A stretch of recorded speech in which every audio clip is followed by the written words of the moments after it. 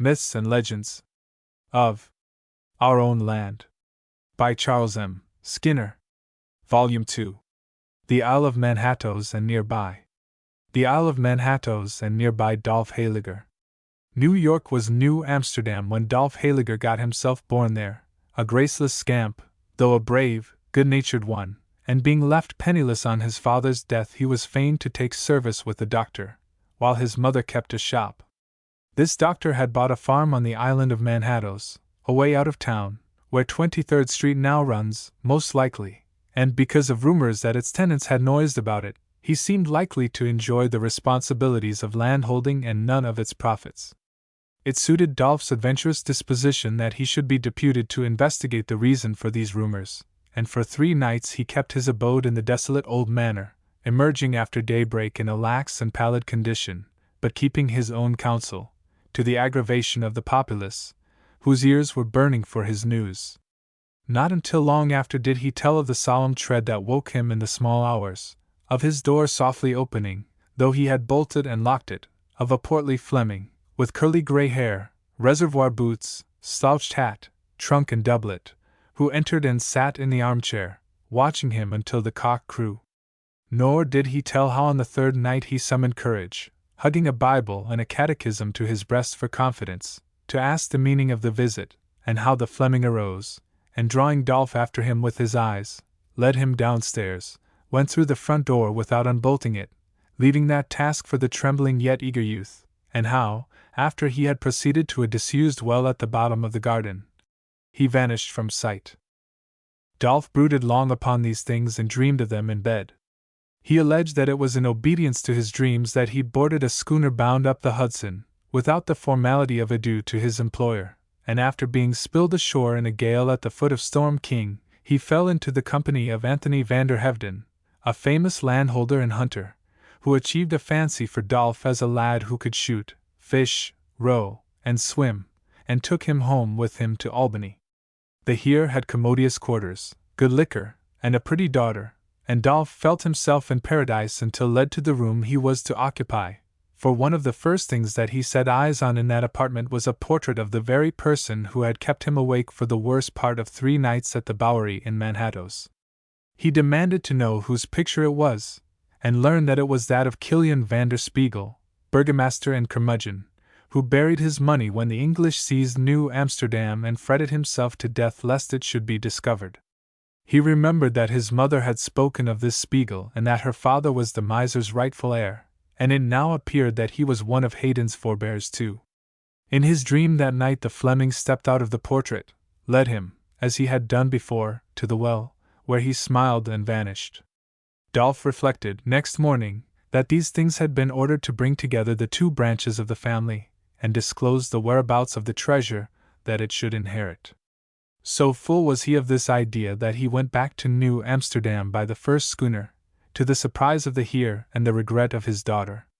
After the truant had been received with execrations by the doctor and with delight by his mother, who believed that spooks had run off with him, and with astonishment, as a hero of romance, by the public, he made for the haunted premises at the first opportunity and began to angle at the disused well.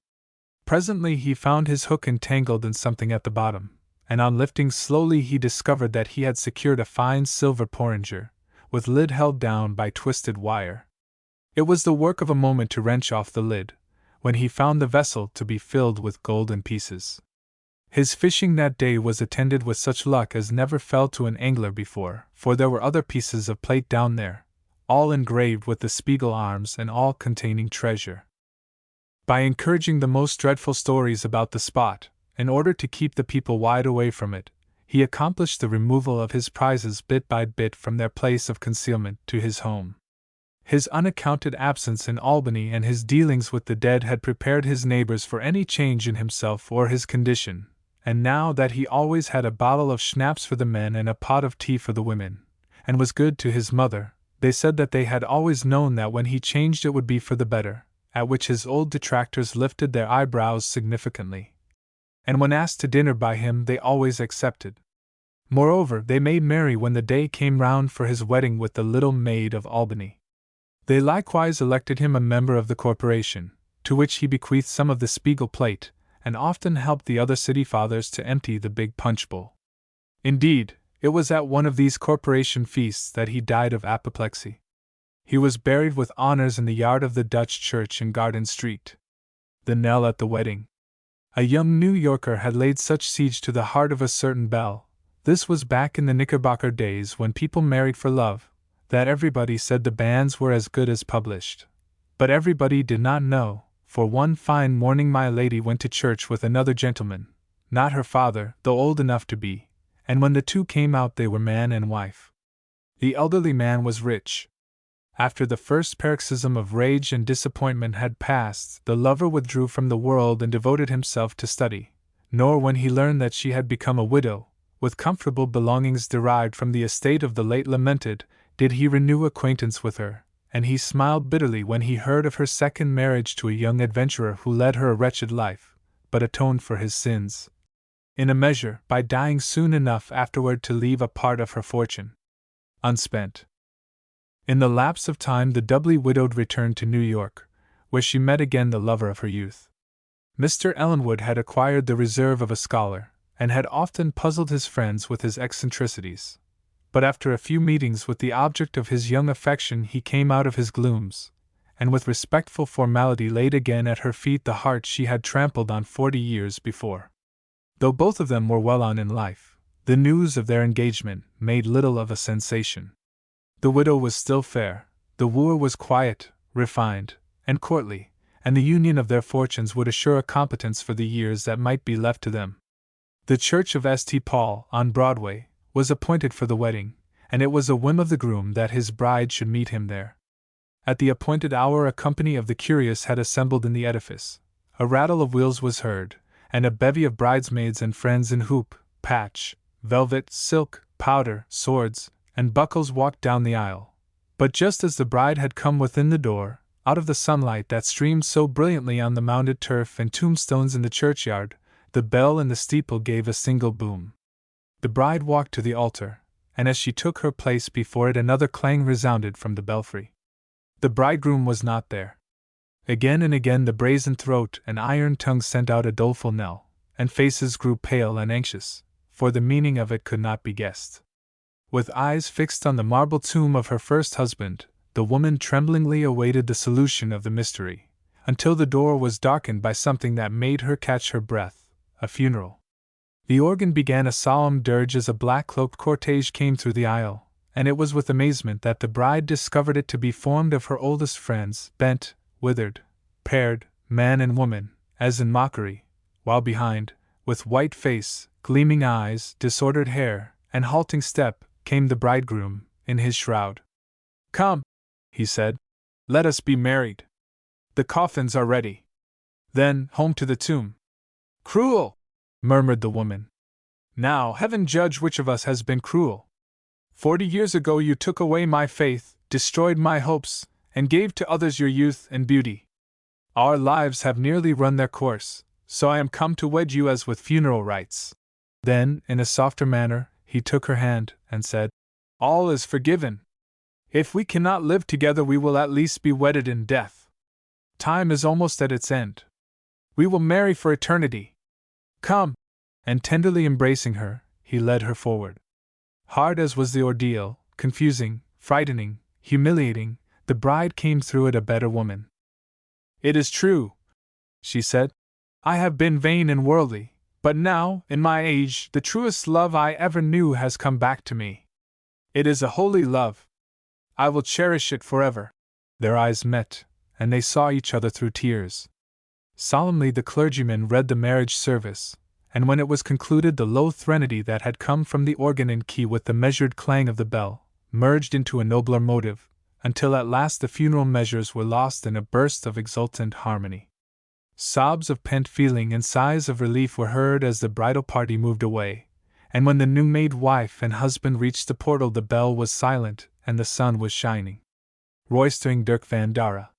In the days when most of New York stood below Grand Street, a roystering fellow used to make the rounds of the taverns nightly, accompanied by a friend named Rooney. This brave drinker was Dirk van Dara, one of the last of those swag-bellied topers that made merry with such solemnity before the English seized their unoffending town. It chanced that Dirk and his chum were out later than usual one night, and by 11 o'clock, when all good people were abed, a drizzle set in that drove the watch to sleep in doorways and left Broadway tenantless. As the two choice spirits reeled out of a hostelry near Wall Street and saw the lights go out in the taproom windows, they started uptown to their homes in Leonard Street. But hardly had they come abreast of old St. Paul's when a strange thing stayed them. Crying was heard in the churchyard and a phosphorescent light shone among the tombs. Rooney was sober in a moment, but not so Dirk Van Dara, who shouted, "Here is sport, friend Rooney. Let's climb the wall. If the dead are for a dance, we will take partners and show them how pigeons' wings are cut nowadays." "No," exclaimed the other. "Those must perish who go among the dead when they come out of their graves. I've heard that if you get into their clutches, you must stay in purgatory for 100 years, and no priest can pray you out. Bah! Old wives' tales. Come on!" And pulling his friend with him, they were over the fence. "Hello? What have we here?" As he spoke, a haggard thing arose from behind a tombstone, a witch-like creature, with rags falling about her wasted form and hair that almost hid her face. The twain were set a-sneezing by the fumes of sulphur, and Rooney swore afterwards that there were little things at the end of the yard with grinning faces and lights on the ends of their tails. Old Hollands are heady. Dirk began to chaff the beldam on her dilapidation, but she stopped his talk by dipping something from a cauldron behind her and flinging it over both of her visitors. Whatever it was, it burned outrageously, and with a yell of pain they leaped the wall more briskly than they had jumped it the other way, and were soon in full flight. They had not gone far when the clock struck 12. "Ara! There's a crowd of them coming after," panted Rooney. "Ave Mary! I've heard that if you die with witch broth being thrown over you, you're done for in the next world, as well as this. Let us get to Father Donegan's. Wow!" As he made this exclamation, the fugitives found their way opposed by a woman, who looked at them with immodest eyes and said, "Dirk Van Dara, your sire, in wig and bob, turned us Cyprians out of New York, after ducking us in the collect. But we forgive him, and to prove it we ask you to our festival."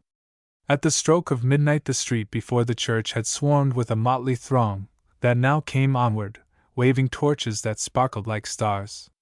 They formed a ring about Dirk and began to dance, and he, nothing loath, seized the nymph who had addressed him and joined in the revel. Not a soul was out or awake except themselves, and no words were said as the dance went wilder to strains of weird and unseen instruments.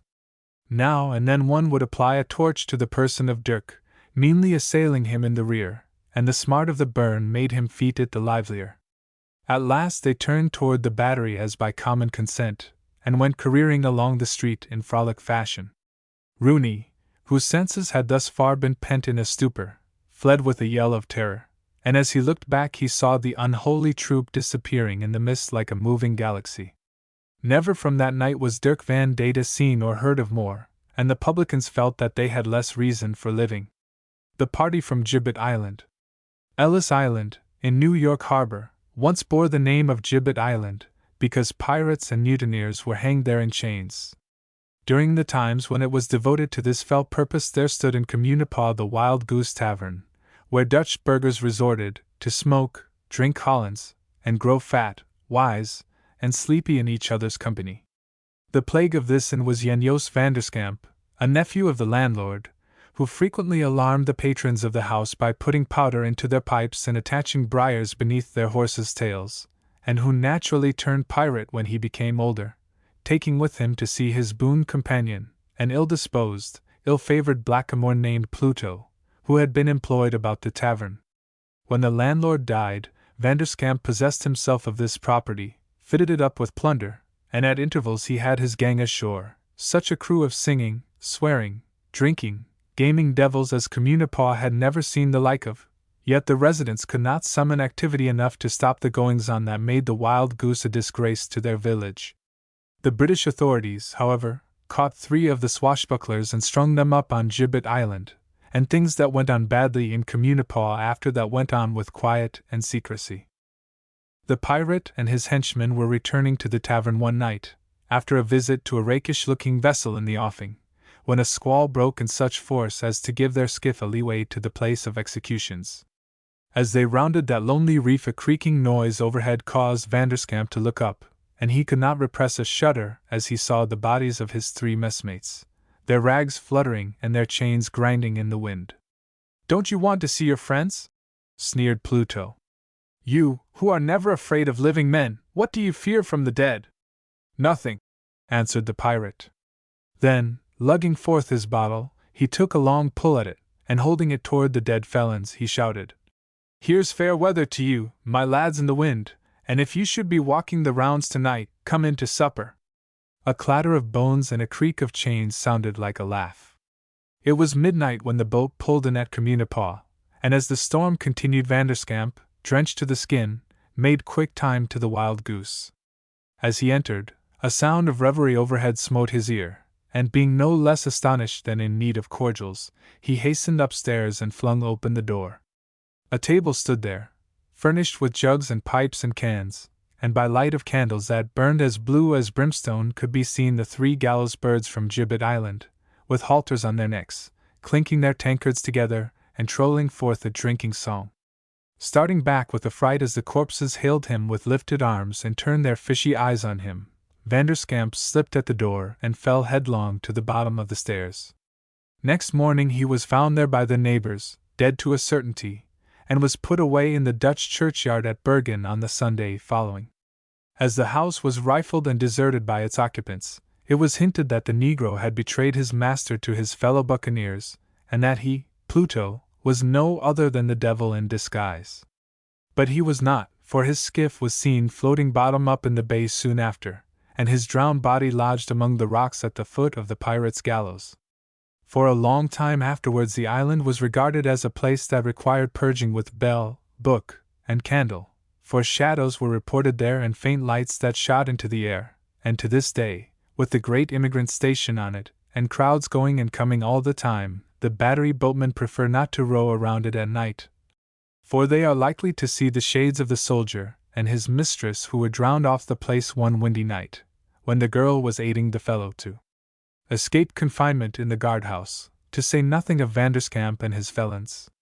Miss Britain's poker. The maids of Staten Island wrought havoc among the royal troops who were quartered among them during the Revolution. Near Quarantine, in an old house, the Austin Mansion, a soldier of King George hanged himself because a Yankee maid who lived there would not have him for a husband, nor any gentleman whose coat was of his color, and until ghosts went out of fashion, his spirit, in somewhat heavy boots, with jingling spurs, often disturbed the nightly quiet of the place. The conduct of a damsel in the old town of Richmond was even more stern. She was the granddaughter, and a pretty one, of a farmer named Britain, but though Britain by descent and name, she was no friend of Britain's, albeit she might have had half the officers in the neighboring camp at her feet, if she had wished them there. Once, while mowing a cup of cider for her grandfather, she was interrupted by a self-invited myrmidon, who undertook, in a fashion rude and unexpected, to show the love in which he held her. Before he could kiss her, the girl drew the hot poker from the mug of drink and jabbed at the vitals of her amorous foe, burning a hole through his scarlet uniform and printing on his burly person a lasting memento of the adventure. With a howl of pain the fellow rushed away, and the privacy of the Britain family was never again invaded, at least while cider was being mulled. The Devil's Stepping Stones. When the devil set a claim to the fair lands at the north of Long Island Sound, his claim was disputed by the Indians, who prepared to fight for their homes should he attempt to serve his writ of ejectment. Parley resulted in nothing, so the bad one tried force, but he was routed in open fight and found it desirable to get away from the scene of action as soon as possible. He retreated across the Sound near the head of East River. The tide was out, so he stepped from island to island, without trouble, and those reefs and islands are to this day the Devil's Stepping Stones. On reaching Throg's Neck he sat down in a despairing attitude and brooded on his defeat, until, roused to a frenzy at the thought of it, he resolved to renew the war on terms advantageous entirely to himself. In that day Connecticut was free from rocks, but Long Island was covered with them, so he gathered all he could lay his hands on and tossed them at the Indians that he could see across the Sound near Cold Spring until the supply had given out. The red men who last inhabited Connecticut used to show white men where the missiles landed, and where the devil struck his heel into the ground as he sprang from the shore in his haste to reach Long Island. At Cold Spring other footprints, and one of his toes are shown. Establishing himself at Coram, he troubled the people of the country for many years, so that between the devil on the west and the Montauks on the east they were plagued indeed, for though their guard at Watch Hill, Rhode Island, and other places often apprised them of the coming of the Montauks, they never knew which way to look for the devil. The springs of blood and water. A great drought had fallen on Long Island, and the red men prayed for water. It is true that they could get it at Lake Ronkonkoma, but some of them were many miles from there, and beside, they feared the spirits at that place. The girl who plied its waters in a phosphor-shining birch, seeking her recreant lover, and the powerful guardians that the Great Spirit had put in charge to keep the fish from being caught, for these fish were the souls of men, awaiting deliverance into another form. The people gathered about their villages in bands and besought the Great Spirit to give them drink. His voice was heard at last, bidding their chief to shoot an arrow into the air and to watch where it fell, for there would water gush out. The chief obeyed the deity, and as the arrow touched the earth a spring of sweet water spouted into the air. Running forward with glad cries, the red men drank eagerly of the liquor, laved their faces in it, and were made strong again, and in memory of that event they called the place the Hill of God, or Manitou Hill, and Manay or Manetta Hill it is to this day. Hereabouts the Indians settled and lived in peace, thriving under the smile of their deity, making wampum for the inland tribes and waxing rich with gains from it. They made the canal from bay to sea at Canoe Place, that they might reach open water without dragging their boats across the sandbars, and in other ways they proved themselves ingenious and strong. When the English landed on the island they saw that the Indians were not a people to be trifled with, and in order to properly impress them with their superiority, they told them that John Bull desired a treaty with them. The officers got them to sit in line in front of a cannon, the nature of which instrument was unknown to them, and during the talk the gun was fired, mowing down so many of the red people that the survivors took to flight, leaving the English masters at the north shore, for this heartless and needless massacre took place at Whale's Neck. So angry was the Great Spirit at this act of cruelty and treachery that he caused blood to ooze from the soil, as he had made water leap for his thirsting children, and never again would grass grow on the spot where the murder had been done. The crumbling silver. There is a clay bank on Little Neck, Long Island, where metallic nodules are now and then exposed by rain. Rustics declare them to be silver, and account for their crumbling on the theory that the metal is under a curse. A century ago the Montauks mined it, digging over enough soil to unearth these pellets now and again, and exchanging them at the nearest settlements for tobacco and rum. The seeming abundance of these lumps of silver aroused the cupidity of one Gardiner, a dweller in the central wilderness of the island, but none of the Indians would reveal the source of their treasure.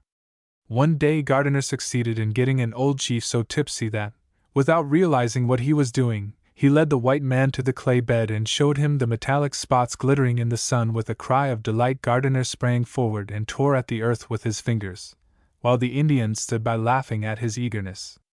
Presently a shade crossed the white man's face, for he thought that this vast treasure would have to be shared by others. It was too much to endure. He wanted all. He would be the richest man on earth. Stealing behind the Indian as he stood swaying and chuckling, he wrenched the hatchet from his belt and clove his skull at a blow. Then, dragging the body to a thicket and hiding it under stones and leaves, he hurried to his house for cart and pick and shovel, and returning with speed he dug out a half-ton of the silver before sunset. The cart was loaded, and he set homeward, trembling with excitement, and conjuring bright visions for his future, when a wailing sound from a thicket made him halt and turn pale. Noiselessly a figure glided from the bush. It was the Indian he had killed. The form approached the treasure, flung up its arm, uttered a few guttural words, then a rising wind seemed to lift it from the ground and it drifted toward the sound, fading like a cloud as it receded. Full of misgiving, Gardiner drove to his home, and by light of a lantern, transferred his treasure to his cellar. Was it the dullness of the candle that made the metal look so black? After a night of feverish tossing on his bed he arose and went to the cellar to gloat upon his wealth. The light of dawn fell on a heap of grey dust, a few brassy-looking particles showing here and there. The curse of the ghost had been of power, and the silver was silver no more. Mineralogists say that the nodules are iron pyrites. Perhaps so, but old residents know that they used to be silver. The Cortelyou elopement. In the Bath district of Brooklyn stands Cortelyou Manor, built 150 years ago, and a place of defense during the Revolution when the British made sallies from their camp in Flatbush and worried the neighborhood. It was in one of these forays on pigs and chickens that a gallant officer of redcoats met a pretty lass in the fields of Cortelyou. He stilled her alarm by aiding her to gather wildflowers, and it came about that the girl often went into the fields and came back with prodigious bouquets of daisies. The elder Cortelyou had no inkling of this adventure until one of his sons saw her tryst with the redcoat at a distance. Be sure the whole family joined him in remonstrance. As the girl declared that she would not forego the meetings with her lover, the father swore that she should never leave his roof again, and he tried to be as good, or bad, as his word. The damsel took her imprisonment as any girl of spirit would, but was unable to effect her escape until one evening, as she sat at her window, watching the moon go down and paint the harbor with a path of light. A tap at the pane, as of a pebble thrown against it, roused her from her reverie. It was her lover on the lawn. At her eager signal he ran forward with a light ladder, planted it against the windowsill, and in less than a minute the twain were running toward the beach. But the creak of the ladder had been heard, and grasping their muskets 2 of the men hurried out. In the track of the moon the pursuers descried a moving form, and without waiting to challenge, they leveled the guns and fired. A woman's cry followed the report. Then a dip of oars was heard that fast grew fainter until it faded from hearing. On returning to the house they found the girl's room empty, and next morning her slipper was brought in from the mud at the landing. Nobody inside of the American lines ever learned what that shot had done, but if it failed to take a life it robbed Cortelyou of his mind. He spent the rest of his days in a single room, chained to a staple in the floor, tramping around and around, muttering and gesturing, and sometimes startling the passer-by as he showed his white face and ragged beard at the window. Van Wempel's goose. Allow us to introduce Nicholas Van Wempel, of Flatbush, fat, phlegmatic, rich, and henpecked. He would like to be drunk because he is henpecked, but the wife holds the purse strings and only doles out money to him when she wants groceries, or he needs clothes. It was New Year's Eve, the eve of 1739, when Vrouw Van Wempel gave to her lord 10 English shillings and bade him hasten to Dr. Beck's for the fat goose that had been bespoken. "And mind you do not stop at the tavern," she screamed after him in her shrillest tone. But poor Nicholas! As he went waddling down the road, snapping through an ice crust at every step, a roguish wind, or perhaps it was one of the bugaboos that were known to haunt the shores of Gravesend Bay, snatched off his hat and rolled it into the very doorway of the tavern that he had been warned, under terrible penalties, to avoid. As he bent to pick it up the door fell ajar, and a pungency of schnapps and tobacco went into his nostrils. His resolution, if he had one, vanished. He ordered 1 glass of schnapps. Friends came in and treated him to another. He was bound to do as much for them. Shilling by shilling the goose money passed into the till of the landlord. Nicholas was heard to make a muttered assertion that it was his own money anyhow, and that while he lived he would be the head of his own house. Then the mutterings grew faint and merged into snores. When he awoke it was at the low sound of voices in the next room, and drowsily turning his head he saw there 2 strangers, sailors, he thought, from their leather jackets, black beards, and the rings in their ears. What was that they said? Gold? On the marshes? At the old Flatlands tide mill? The talkers had gone before his slow and foggy brain could grasp it all, but when the idea had fairly eaten its way into his intellect, he arose with the nearest approach to alacrity that he had exhibited in years, and left the place. He crunched back to his home, and seeing nobody astir went softly into his shed, where he secured a shovel and lantern, and thence continued with all consistent speed to the tumbledown tide mill on the marsh, a trying journey for his fat legs on a sharp night, but hope and schnapps impelled him.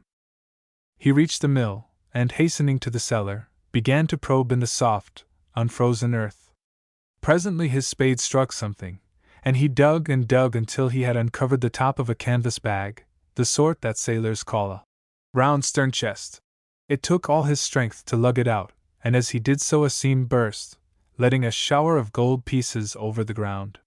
He loosed the band of his breeches, and was filling the legs thereof with coin, when a tread of feet sounded overhead and 4 men came down the stair. 2 of them he recognized as the fellows of the tavern. They saw the bag, the lantern, then Nicholas.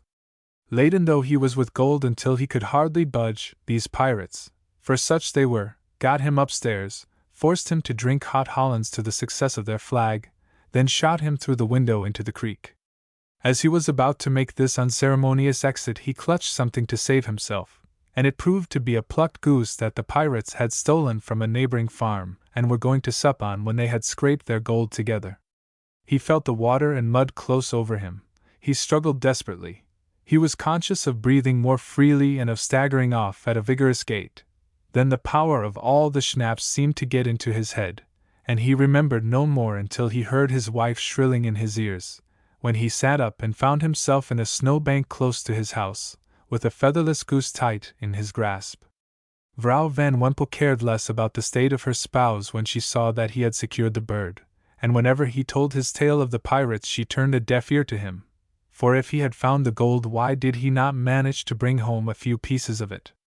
He, in answer, asked how, as he had none of his own money, she could have come by the goose? He often told his tale to sympathetic ears, and would point to the old mill to prove that it was true. The weary watcher.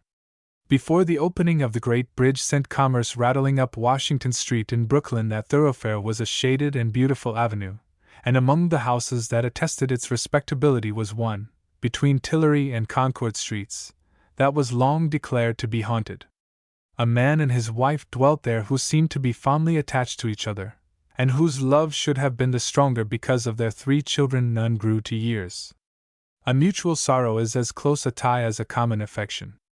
One day, while on a visit to a friend, the wife saw her husband drive by in a carriage with a showy woman beside him. She went home at once, and when the supposed recreant returned she met him with bitter reproaches. He answered never a word, but took his hat and left the house, never to be seen again in the places that had known him. The wife watched and waited, daily looking for his return, but days lengthened into weeks, months, years, and still he came not. Sometimes she lamented that she had spoken hastily and harshly, thinking that, had she known all, she might have found him blameless. There was no family to look after, no wholesome occupation that she sought, so the days went by in listening and watching, until, at last, her body and mind gave way, and the familiar sight of her face, watching from a second-floor window, was seen no longer. Her last day came. She had risen from her bed. Life and mind seemed for a moment to be restored to her, and standing where she had stood so often, her form supported by a half-closed shutter and a grasp on the sash, she looked into the street once more, sighed hopelessly, and so died. It was her shade that long watched at the windows. It was her waxen face, heavy with fatigue and pain, that was dimly seen looking over the balusters in the evening. The rival fiddlers. Before Brooklyn had spread itself beyond Greenwood Cemetery, a stone could be seen in Martin's Lane, south of that burial ground, that bore a hoof mark. A Negro named Yost, in the service of the Van der something or others, was plodding home on Saturday night, his fiddle under his arm. He had been playing for a wedding in Flatbush and had been drinking schnapps until he saw stars on the ground and fences in the sky. In fact, the universe seemed so out of order that he seated himself rather heavily on this rock to think about it. The behavior of the stars in swimming and rolling struck him as especially curious, and he conceived the notion that they wanted to dance. Putting his fiddle to his chin, he began a wild jig, and though he made it up as he went along, he was conscious of doing finely, when the boom of a bell sent a shiver down his spine. It was 12 o'clock, and here he was playing a dance tune on Sunday. However, the sin of playing for 1 second on the Sabbath was as great as that of playing all day, so, as long as he was in for it, he resolved to carry the tune to the end, and he fiddled away with a reckless vehemence. Presently he became aware that the music was both wilder and sweeter than before, and that there was more of it. Not until then did he observe that a tall, thin stranger stood beside him, and that he was fiddling too, composing a second to Yost's air, as if he could read his thought before he put it into execution on the strings. Yost paused, and the stranger did likewise. Where the devil did you come from? Asked the first. The other smiled. And how did you come to know that music? Yost pursued. Oh, I've known that tune for years, was the reply. It's called the Devil's Joy at Sabbath breaking. You're a liar, cried the Negro. The stranger bowed and burst into a roar of laughter. A liar, repeated Yost. For I made up that music dis very minute. Yet you noticed that I could follow when you played. Humph! Yes, you can follow. And I can lead, too. Do you know the tune Go to the Devil and Shake Yourself? Yes, but I play second to nobody. Very well, I'll beat you at any air you try. Done, said Yost. And then began a contest that lasted until daybreak. The stranger was an expert, but Yost seemed to be inspired, and just as the sun appeared he sounded, in broad and solemn harmonies, the hymn of Von Katz. Now behold, at dawn of day, pious Dutchmen sing and pray. At that the stranger exclaimed, Well, that beats the devil, and striking his foot angrily on the rock, disappeared in a flash of fire like a burst bomb. Yost was hurled 20 feet by the explosion, and lay on the ground insensible until a herdsman found him some hours later. As he suffered no harm from the contest and became a better fiddler than ever, it is supposed that the recording angel did not inscribe his feat of Sabbath breaking against him in large letters. There were a few who doubted his story, but they had nothing more to say when he showed them the hoof mark on the rock. Moreover, there are fewer fiddlers among the Negroes than there used to be, because they say that the violin is the devil's instrument. Wyandank. From Brooklyn Heights, or Ipatanga, high place of trees, where the Canarsie Indians made wampum or soant, and where they contemplated the Great Spirit in the setting of the sun across the meeting waters, to Montauk Point, Long Island has been swept by the wars of red men, and many are the tokens of their occupancy. A number of their graves were to be seen until within 50 years, as clearly marked as when the warriors were laid there in the hope of resurrection among the happy hunting grounds that lay to the west and south. The casting of stones on the death spots or graves of some revered or beloved Indians was long continued, and was undoubtedly for the purpose of raising monuments to them, though at Monument Mountain, Massachusetts, Sacrifice Rock, between Plymouth and Sandwich, Massachusetts, and some other places the cairns merely mark a trail. Even the temporary resting place of Sachem-Pagatacket, near Sag Harbor, was kept clear of weeds and leaves by Indians who passed it in the 2 centuries that lapsed between the death of the chief and the laying of the road across it in 1846. This spot is not far from Whooping Boy's Hollow, so named because of a boy who was killed by Indians, and because the rubbing of 2 trees there in a storm gave forth a noise like crying. An older legend has it that this noise is the angry voice of the magician who tried to slay Wyandank, the Washington of the Montauks, who is buried on the east end of the island. Often he led his men into battle, sounding the war whoop, copied from the scream of the eagle, so loudly that those who heard it said that the Montauks were crying for prey. It was while killing an eagle on Block Island, that he might use the plumes for his hair, that this chief disclosed himself to the hostiles and brought on a fight in which every participant except himself was slain.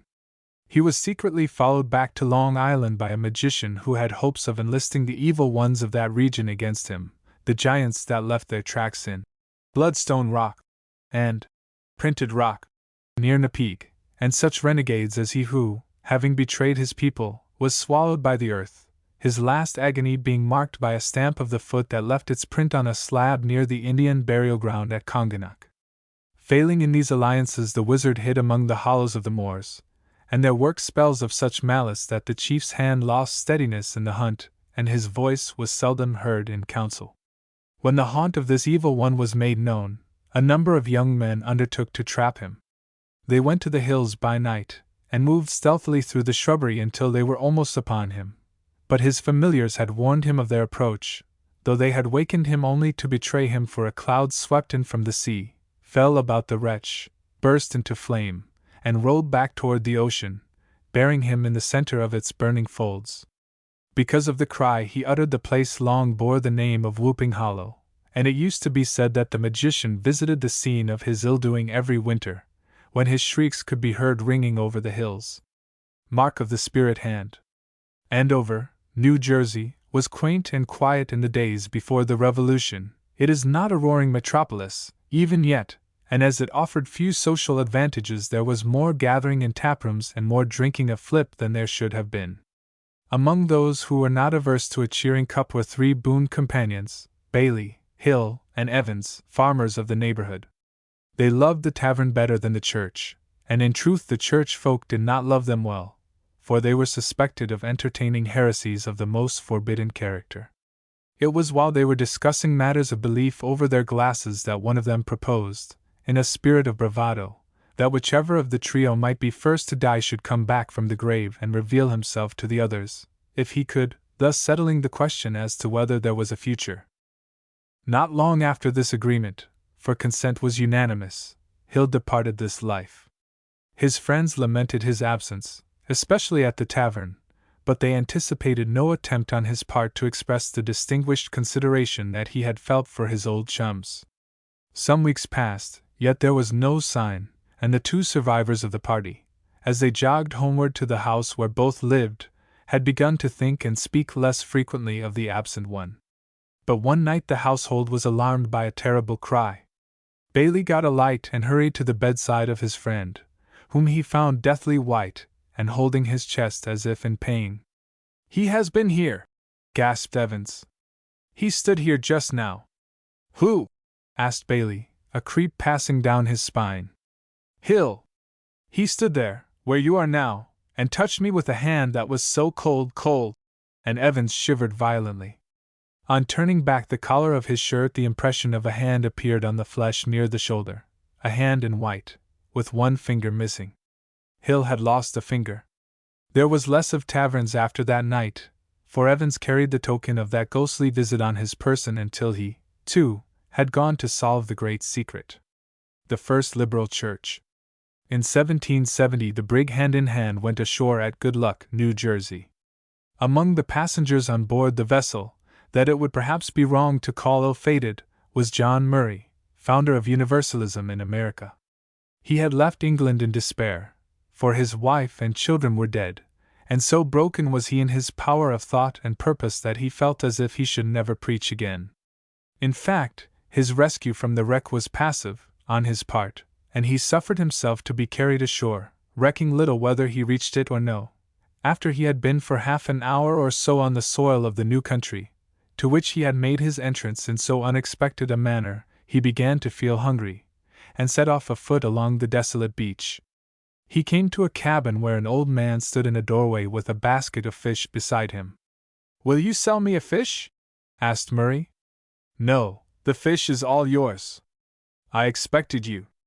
You do not know me. You are the man who is to tell us of God. I will never preach of him again. I built that log church yonder. Don't say that you will not preach in it. Whenever a clergyman, Presbyterian, Methodist, or Baptist came here, I asked him to preach in my kitchen. I tried to get him to stay, but no, he always had work elsewhere. Last night I saw the brig driven on the bar, and a voice said to me, 'In that ship is the man who will teach of God. Not the old God of terrors, but one of love and mercy. He has come through great sorrow to do this work. I have made ready for you. Do not go away.'" The minister felt a strange lifting in his heart. He fell on his knees before the little house and offered up a prayer.